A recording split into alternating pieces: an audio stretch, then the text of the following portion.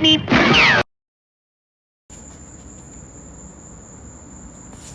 Hey everybody, quick word here for Random Roadrunner. I know lately I've been doing the scriptures. It's just a quick short script throughout the day that I'm probably meditating on or I probably read. But Random Roadrunner, a little R&R.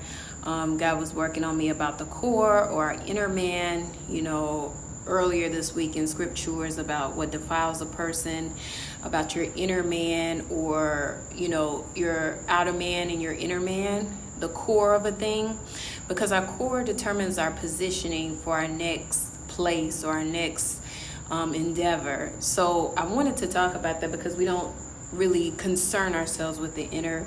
We concern ourselves with stuff that's going on in the world. We concern ourselves with life as it comes, but our inner man, our spirit man, our soul, the middle of a thing, we don't really determine the core. And it's like what you're built upon. Most of the Bible talks about he'll let the tree grow or he'll cut it down if there's no fruit. The wheat and tare will grow together. It talks about these things and the happenings. But what about the core, the beginning of a thing or the start of a thing? Because as we grow older, we learn ways and we follow those ways. And it could be something your parents taught you or something you just do. And God wants us to be known by our fruit. Most Christians are known by their fruit, and they're like, oh, I'm doing this fruit. I spoke earlier this week about having good fruit and having that light. However, I'm going to read the scriptures. Matthew 12 verses 13. It says, either make the tree good and its fruit good, or make the tree bad and its fruit bad, for the tree is known by its fruit. You brood of vipers, how can you speak good when you are evil? For out of the abundance of the heart the mouth speaks. The good person out of his treasure brings forth good, and the evil person out of his evil treasure brings forth evil. I tell you, on the day of judgment, people will give account for every careless word they speak. For by your words you will be justified, and by your words you will be condemned. Most of the Bible talks about how your words create your life and death, how your words can progress you or send you backwards. And God has been training us and teaching us on this because as you're a new Christian, everything works out good. Everything is great. You're not really focusing on the bad. The Bible teaches you that, and you kind of follow the basics.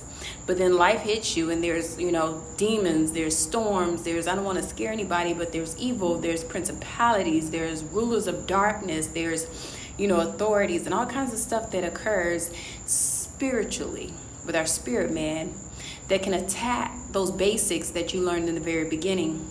And you want to be able to know how to speak the word or how to continue to have fruit in those seasons, because the wheat and the tare are going to grow together regardless. You just have to know how to manage it as you grow.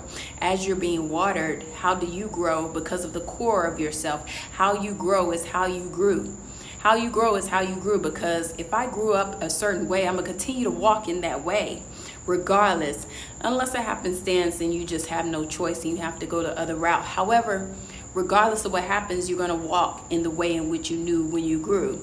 So God is trying to teach us that way with the Bible and the manual to have those fruits. And I think we get so caught up in like, this is happening, Lord, we need help, we need to do this way, and he wants you to do it in his way, the way the Bible teaches you, the way Christians go. Here on July 21st, come to me and I will give you rest. Rest in a thing, rest in, learning the way of life, rest in growing your fruit the proper way.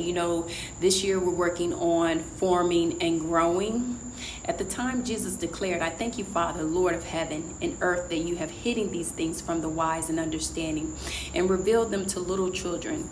Yes, Father, for such was your gracious will. All things have been handed over to me by my Father, and no one knows the Son except the Father, and no one knows the Father except the Son, and anyone to whom the Son chooses to reveal him. Come to me, all who labor and are heavy laden, and I will give you rest. Take my yoke upon you and learn from it. For I am gentle and lowly in heart, and you will find rest for your souls. For my yoke is easy and my burden is light.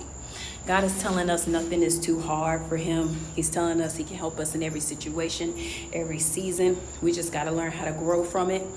Because if you continue to dwell in something, if you continue to dwindle in something or roll in something, God is going to continue to teach you along the path, and you're going to learn it before you go forward. So you might as well Continue in that, walk in that, and be that, and get the fruit from that. Much love. Be blessed. God's love.